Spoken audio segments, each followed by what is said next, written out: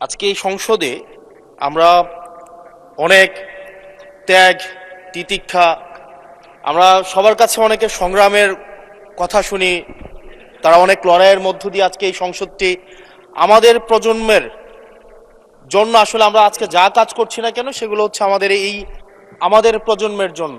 আপনারা যে কাজগুলো করছেন, যে দায়িত্বটা নিয়েছেন, এই দায়িত্বের ফলভোগী বা সুবিধাভোগী কিন্তু আমাদের এই প্রজন্ম। মাননীয় স্পিকার, আমরা খুব আশাহত হই যখন এই সংসদ এত রক্ত, এত লড়াই, এত ত্যাগের পরে আজকে যখন এই সংসদটি গঠিত হয়েছে, কিন্তু এই সংসদ আবার আগের যেই ভিশিয়াস সাইকেল, দোষারোপের যেই সাইকেল, একজন একজনকে বিভিন্ন ট্যাগিং এর যেই সাইকেল, মত দমনের নামে, বিরোধী মত দমনের নামে মামলার যেই সাইকেল, আমরা সেইখানে আবার চলে গিয়েছি।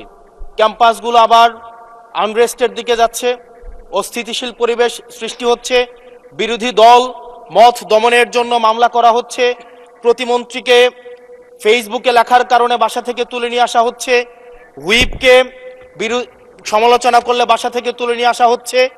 আবার আমরা আগের সংস্কৃতিতে আমরা চলে যাচ্ছি, যেখানে মাননীয় প্রধানমন্ত্রী নিজে কার্টুন শেয়ার করে বিভিন্ন স্যাটায়ার, বিভিন্ন মকারিকে প্রমোট করছে, বিরোধী মতকে প্রমোট করছে।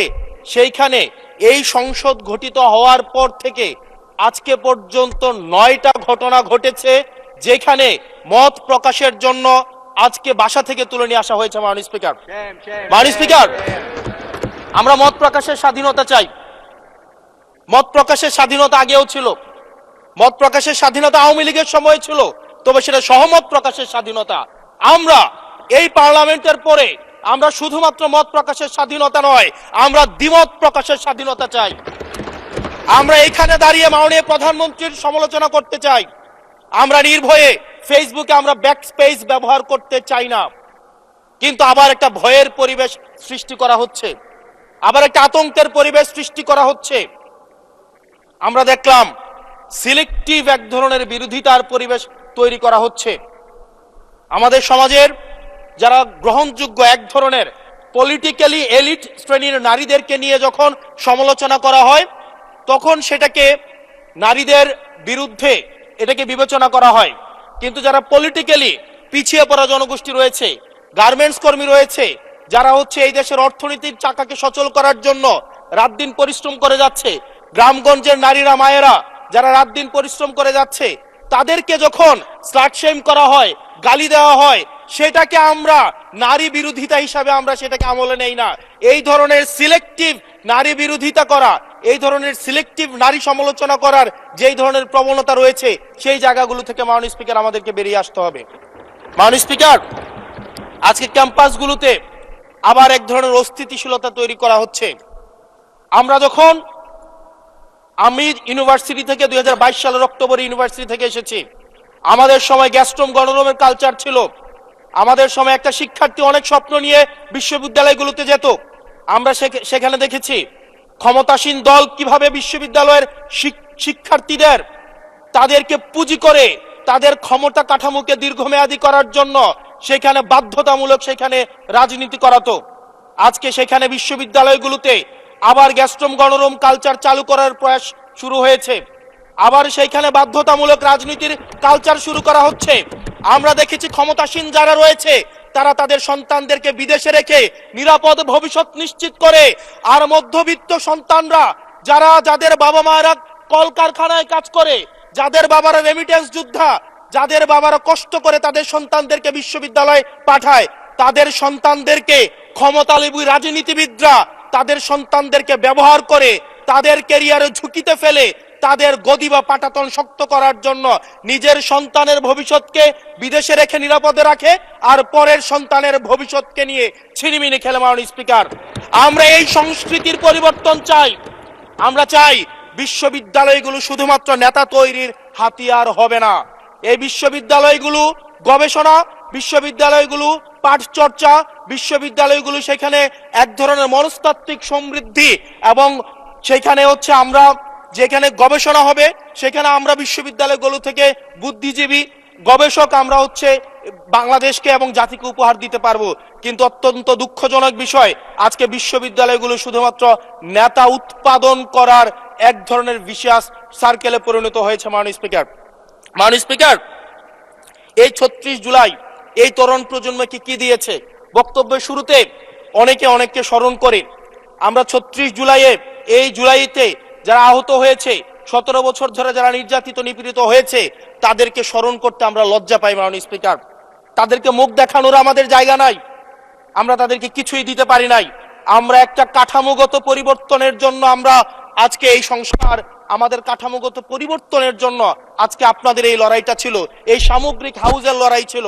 আমি চ্যালেঞ্জ করে বলতে পারি, যদি 2009, 10, 11, 12, 13, 14 সালে আমি সংসদে বসে কিছুক্ষণ আগে আমি 2009 সাল পরবর্তী থেকে 12 সাল পর্যন্ত যেই সংসদের যে বিতর্কগুলো ছিল, আমি বিতর্কগুলো পড়ার চেষ্টা করছিলাম। মাননীয় স্পিকার, যদি আজকে এটা 2014 সালের সংসদ হতো, আর যে সংস্কার প্রস্তাবগুলো এই পাশ থেকে দেওয়া হয়েছে, ঐকমত্য কমিশন থেকে দেওয়া হয়েছে, এই সংসদের একজনকেও খুঁজে পাওয়া যেত না যে এই সংস্কারের বিরুদ্ধে অবস্থান নিত।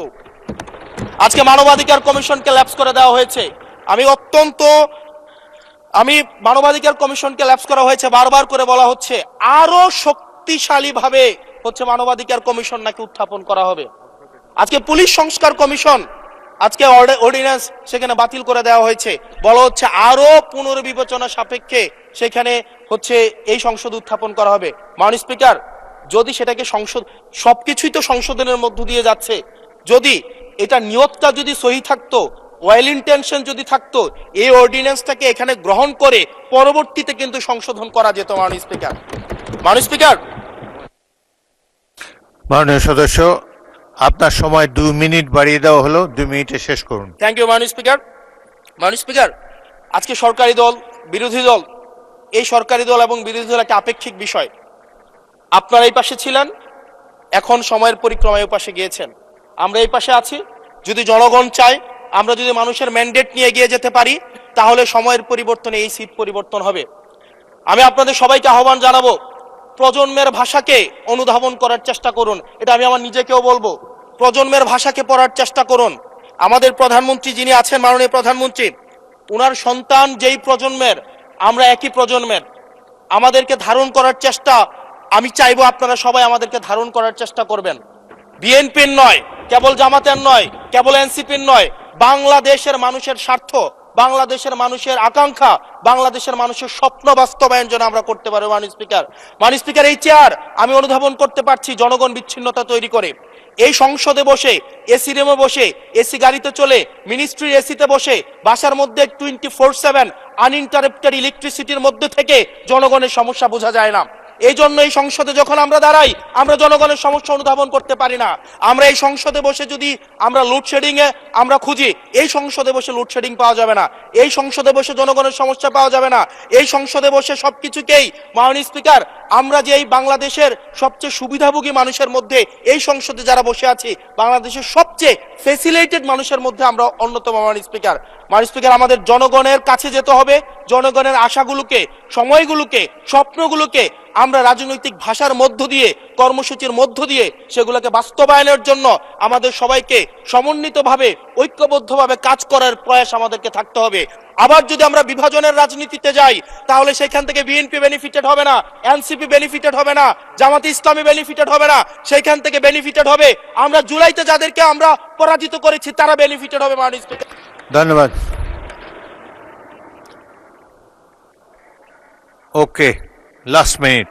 সেজন্য আজকে এই সংসদে আমাদের একটা ন্যাশনাল এগ্রিমেন্টের দিকে যেতে হবে। আমরা পলিসির জায়গায় আমাদের বিরোধিতা থাকবে, পলিসির জায়গায় আমরা এগ্রিমেন্টের মধ্যে থাকবো, কিন্তু আমাদের একটা রেড লাইন টানা উচিত। এই লাইনটা আমরা ক্রস করব না। আমরা যখন শুনতে পাই যে একটা রাজনৈতিক দলকে নির্মূল করার আহ্বান একটা সরকার দল থেকে আসে, সেই বাংলাদেশে আমরা মাননীয় স্পিকার ফিরতে চাই না। মাননীয় স্পিকার, আমরা এখানে আমরা কনস্ট্রাকটিভ ভাবে পলিসির জায়গা থেকে আমরা আর্গিউ করব, আমরা এগ্রি করব, আমরা ডিসএগ্রি করব, কিন্তু মাননীয় স্পিকার, নির্মূলের রাজনীতি, বিনাশের রাজনীতি, দমনের রাজনীতি, পীড়নের রাজনীতি যদি আমরা বাংলাদেশে আবার পরিচয় করাই, ইন্ট্রোডিউস করাই, সেইখান থেকে এই সংসদের কেউ বেনিফিটেড হবে না।